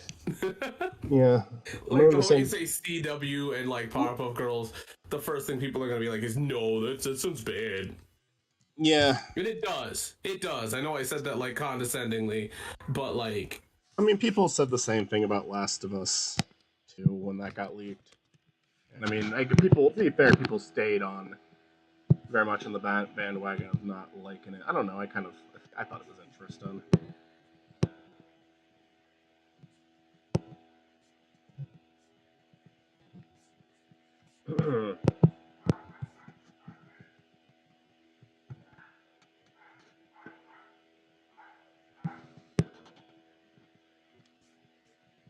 Shit. Well, what'd you say? I said shit. I love phones, but I also hate phones. They are the greatest invention in the universe, but the worst invention in the universe. Fair enough. Oh, Sadie, come on. Let it go. But yeah, no, Olivia and I are doing two. Well, I'm not actually. I'm in the writing of the project, but we're starting this year two of them. The Sonic the comic book and Nice. because like Archie, it's interesting because Fleetway's book is like one of those things that I feel like. One of the things that's interesting is I don't want to spoil her episode, but a lot of famous comic writers were on that are famous today. Huh. And, I want to read Fleetway. I know like arcs of it, but it's from recap videos. I'm trying to think if I've ever actually sat down and read one. I may have read some of the ones with their version of Supersonic because I thought that was really cool. I thought that was a really neat idea. I sent you the whole. I sent you them, so you sent me a link. You have them. I'd like to talk about Fleetway on the channel someday. I do talk about IDW again in this video. And IDW is my favorite rendition of the comic currently. But, I mean, that's from a consistency standpoint. I think Archie still had, like, in terms of interest in arcs, I think Archie might still have them beat. But Archie also had a lot more time. So I don't know. I really don't know. They do some wild shit. Oh, yeah, no, I mean, I appreciate the way that the characters are written. And the thing is that IDW and Archie both introduced characters specific to the series that I really like. It just seems in IDW's case, though, like Sega has more control over those characters. Like it feels like if they wanted to use them after the comic ended, they could. Doesn't Archie only have like about? Because they didn't make it to solid. What the fuck number is that? Hold on, I need to check that out. There's only like 220 something comics for Fleetway, and I know that sounds like a lot, yet Archie has like 500 plus. It has 500 plus when you count the mini series. Yeah, I guess when you count the mini series, because they didn't make it to 300 in the main series, but there was like a Knuckles comic that went on for a bit. There was what was it, Sonic Kingdom? What was it again? Well, that was part of like universe, and the thing that's interesting is I would argue that like. That's what Archie. I would argue that technically Fleetway has a little bit more due to the fact that not Archie. Fleetway has a little bit more. Did I say that? I'm multitasking. Because it continued online. Yes, and since it continued online, some of the original writers continued it as well. Plus, there's a huge difference because like Fleetway is more of a magazine of where it talks about the state of Sega, which is interesting. And it also has Sega-based comics like Streets of Rage, Golden Axe, Shinobi, Kid Chameleon, and so on and so forth. That, to this day, is something that Archie really, I think, hasn't dabbled in, but, like, you know, Archie's is more like, hey, we're focusing on Sonic, and, like, Fleetway is like, hey, it's Sonic the comic, but we have, like, Sega shit as well. Right. I guess it's Nintendo Power, but more comics. Because Nintendo Power also had comics. That's where we got like Star Fox and Zelda and the Mario comics from as well. So, yeah. Michael, you do not understand the stupid wealth of knowledge, and like if it's video game related in any way, I have a stupid obsession with it. I mean, I respect it. Where Kirby says shit. Isn't that the Japanese comic that, like, recently... Yeah. Kirby also got fucking drunk in that when it was trying to tell King Dedede about life, so, I mean... Oh, nice. I don't believe Kirby can get drunk. And the comic he did. Like, something his species should be able to do. See, you're right, he shouldn't be able to do it, and it's more terrifying that he can. He is a baby. 300 years old. Yes, Kirby's.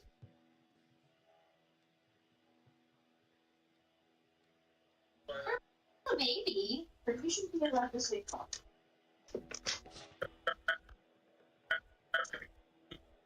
but I think that it's really cool that like Sonic's comic ended and then they immediately picked it up from IDW. Like that was the Chad move to do, in all honesty, because Sonic is kind of and somebody can argue with me on this one, but Sonic is one of the, at least for America, the longest running like comic that's based on video games, because I feel like somebody could like throw something in the fucking, you know, I remember when I used to read Game Informer, it was like the one nice thing Game Informer ever said about Sonic was like, literally the name of their article was Sonic Does Good, and it was about how he had a successful comic, like he did way better in comics than most video game characters do.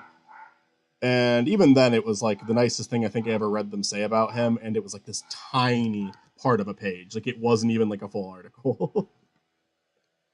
Yeah, no, I believe Nigel Kitching was consulted during the Sonic the Online take of it, and not when I, like the original writers did continue it to a degree, which is probably why it's no longer running. Like I think Fleetway is done online. I checked in with it last year and it hasn't updated this year. I guess we'll see. Oh, I'm commenting to Toon Buffoon. No, I know. Oh, I know. Okay. I appreciate that. But yeah, no. The writers of it continued to, you know, I don't know if they continued, but they had their first original plans talked about to a degree. Like this, the thing that sucks is there's not like a lot of information on the online one, but there's enough that you know. I think it's interesting that it continued. Yeah. So yeah.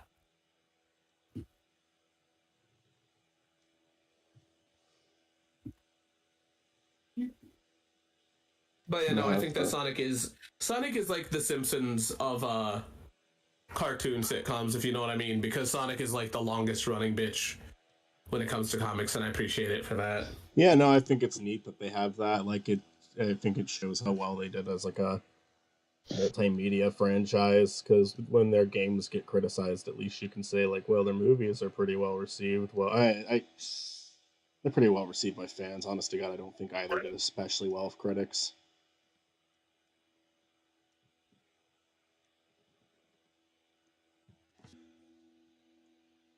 But critics liked it more than the Mario movie. And to my knowledge, I think that the thing that's fun about them is that I feel like anyone can pick up Sonic. And, you know, I think I think just Sonic was a really good comic, and like I said, I don't know much about Fleetway, but I'm helping Olivia work on it because of the Sega aspect of it, like the, you know, other stuff, but... Yeah. You know. I mean,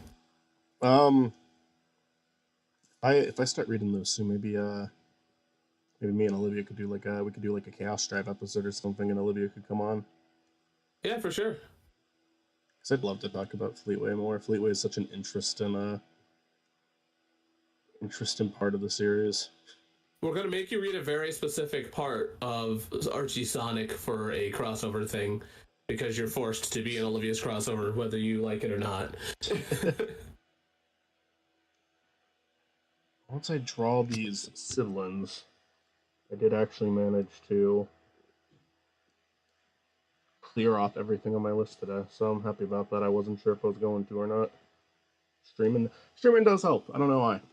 I think it's just because there's like potential for a conversation, and it makes the work a little less lonely.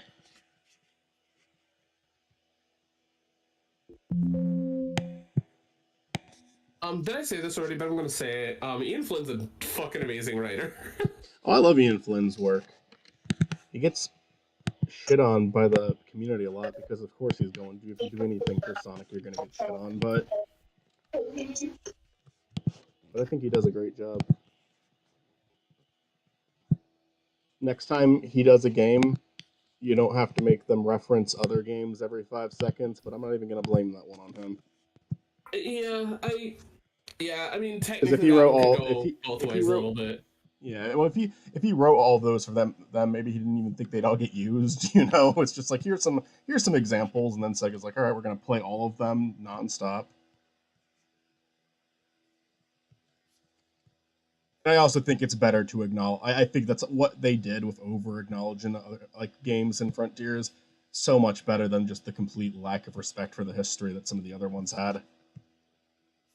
Like it's such a step in the right direction. I'll always respect Frontiers for that. He has many problems people can point out in that game, some of which I agree with, some of I don't at all. It was such a step in the right direction. After Forces, come on. Like we are blessed to have gotten that one. Yeah. Because I honestly got if that didn't go well, that may have been at least for mainline Sonic, things would have been looking pretty rough.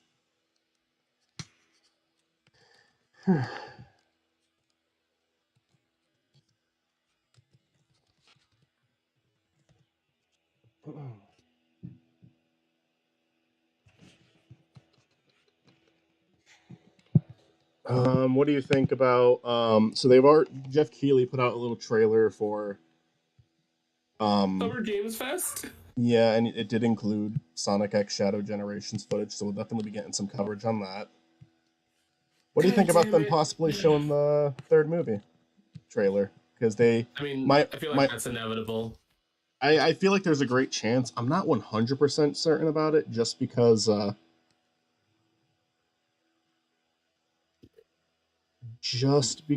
wondering if I'm sorry, I'm losing my train of thought now.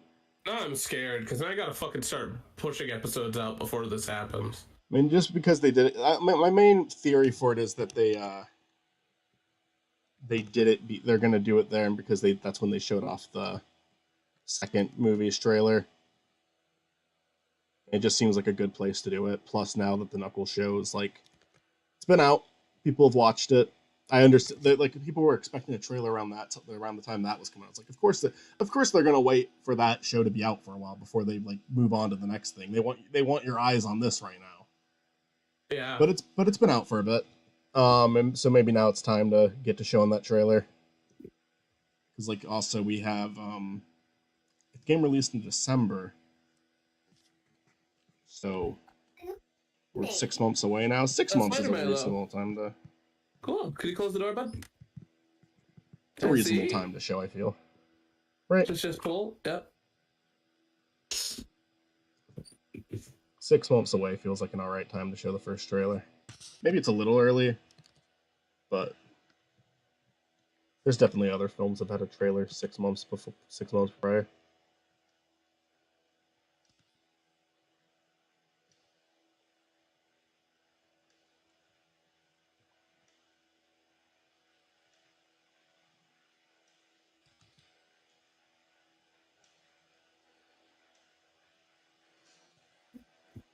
Complete lack of respect for the series. Tails cutscene and Forces. Yeah. No, honestly,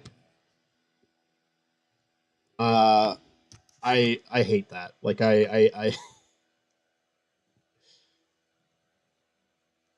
don't want Spiny become the next angry video game nerd, but that is like a rant that I stand by 100%.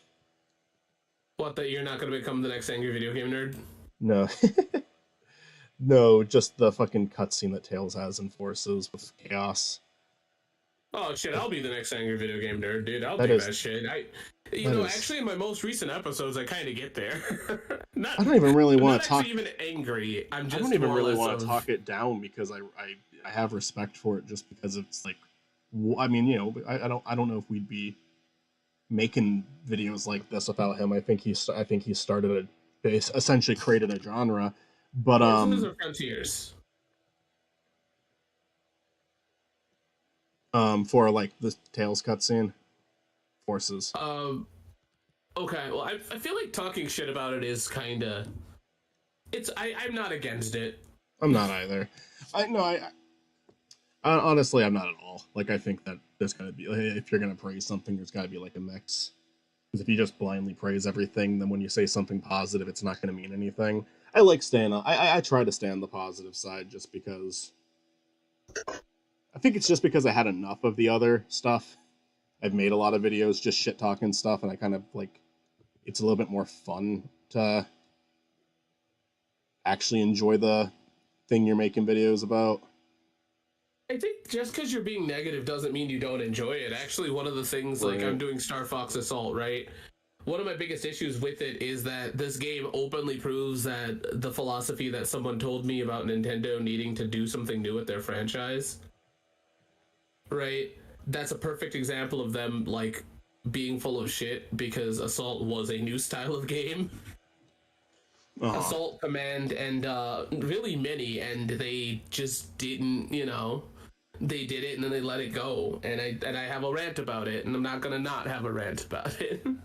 Well, Also, my show kind of does force rants because of the fact that my show is about accessibility, and gaming doesn't have the greatest, so of course it's inevitable that I'm going to rant.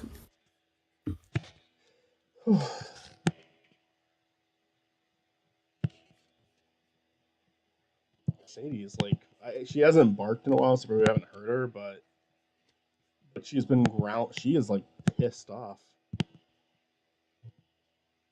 I think one of the other like dogs in the neighborhood fucking starting shit. She's been angry for like 40 minutes.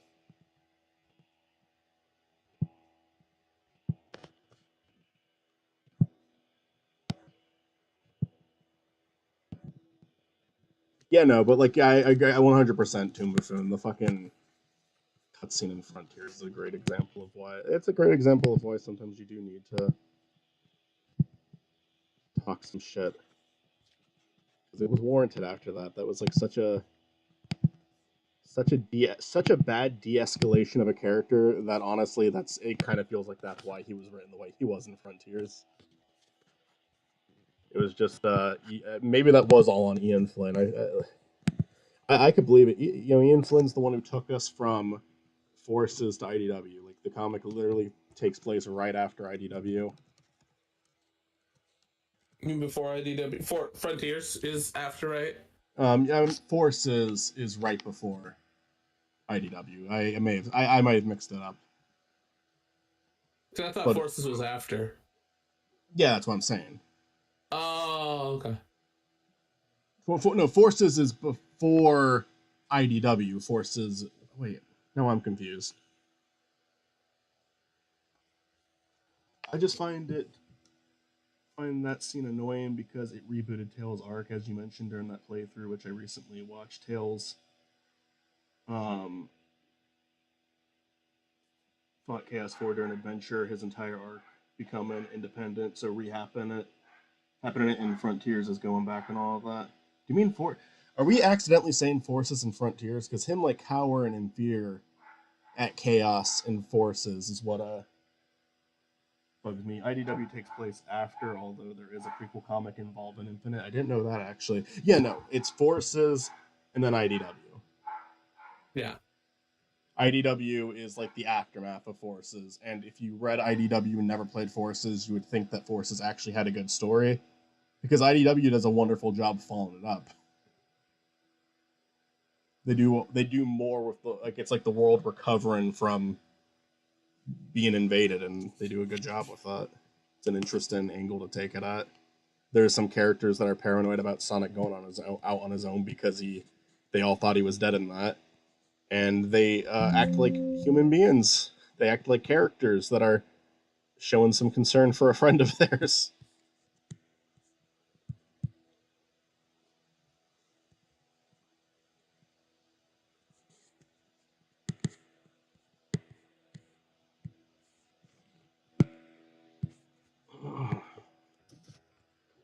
That's an interesting emoji. Sadie. For fuck's sake.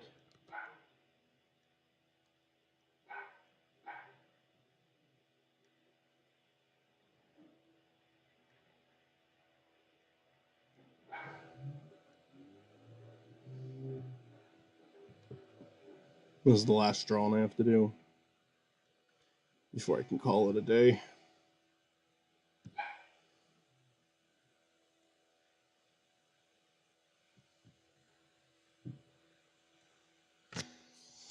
Oh.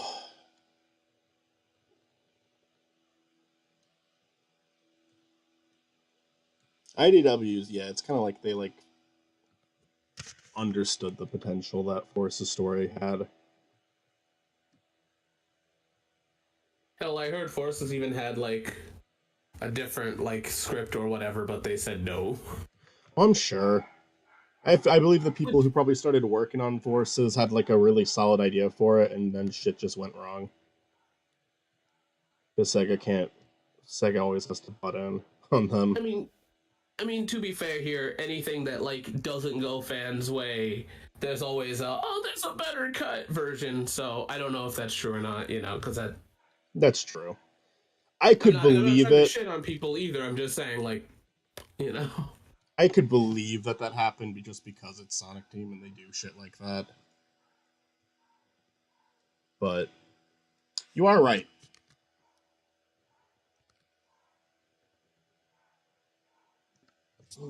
Probably. I don't. I wonder if Infinite was original. That'd be interesting to see a better Infinite, because he kind of is a dope concept. Oh yeah, I mean I've got nothing against Infinite as a like. I think he has a cool. He's what'd you say, Matt? He kinda is a dope. Kind of is a dope. An idiot. I know that, but I was trying to think if that was like a reference to something. I guess not. We're just No, I calling him. was just making fun of him for being lame. He is lame. I feel like design wise and voice wise there could have been something. Starts crying because you called him lame, and now he makes a whole new mask. His motivation fucking sucks. You know, I actually disagree. I do think that his motivation of being weak works. It's just like, I don't know, like go more into it. Go a lot more into do it. Better, do better with the insecurity. if you're making it like his whole arc is like trying to, if you're making it like such a like mental thing like that, yeah, you gotta explore it a lot more than they did. It's his motivation is something that you don't even see in the main game. It's that shitty shadow thing they did, which was bad. That was like, it was free. It gets that. It gets points for that, but only points in the sense that it's not like otherwise they'd be saying they made you pay for this shit. So it's really only a point in the sense that it's like one mean thing I'm not gonna say about it.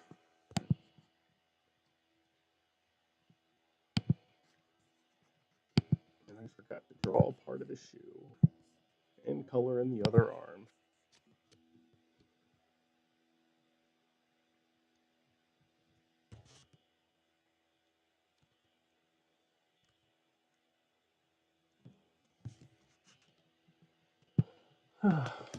Canonically, he's not dead.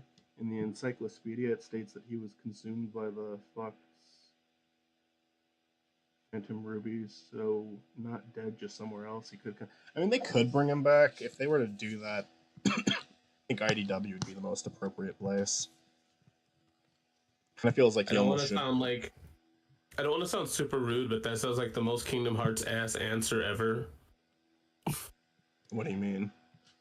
Kingdom Hearts has a pretty bad job at killing off characters. Okay. I think he should come back in IDW because I feel like it's the whole start of the story is like built around the fact that happened. There's things from the game that remained as part of the comic throughout, so I think Infinite coming back could be interesting and it could redeem his character a little bit. I'm not bothered if they don't though, just because I mean it is kind of,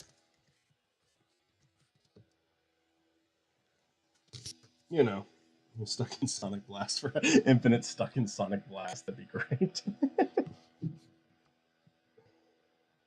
I like to imagine Sonic Blast is its own timeline. It's the only game that happened in that timeline.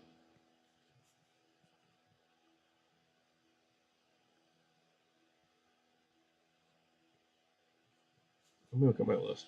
So June 5th, all of Matt and Mitzi, done. Remain in Spicy Shots, done. Lubert, Dubert, and Hubert Reaction Shot, done. All of the work for June 5th is done. Tomorrow, June 6th, is the rest of Spiney's reactions, which is a pretty big assignment. And then to edit the other, like the IDW section, which I haven't done yet. I don't know if I'll stream it or not, but as of right now, we are on track with releasing this on June 10th. Now, if I don't accomplish this list of shit every single day, then it's not going to come out on June 10th. I actually have to do it. But maybe tomorrow, if I have a good workflow going, I can also knock out June 7th, and then we're ahead of schedule. We'll see. I mean, I think I'm going to end it here then. There's some other things I wanted to do, and I might regroup for Matt's stream then. Oh, Matt's doing a stream? Oh, Matt was talking Maybe. about doing Barnyard. Well, we'll see how long dinner takes. Yeah. I'm taking Mateo for dinner, and if we get home in a timely manner, I'm going to stream some Barnyard. Cool. Sounds good. Just message me. I'll probably be on. The only thing that would get in the way of that is a family member wanting to do something, which I don't think is going to happen tonight. Sounds good. I will talk to you later. Yep. Talk to you later. Thank you, everybody. Thank you, Toon Buffoon. Toon Buffoon says says have a good day, Chris and Matt. Yeah, you do. Yeah. And yeah, thank you for attending, Toon Buffoon. Always nice hearing from you. Yeah, that's the end of this one. Hopefully this video will be fucking done soon. I'm ready for it to be fucking done.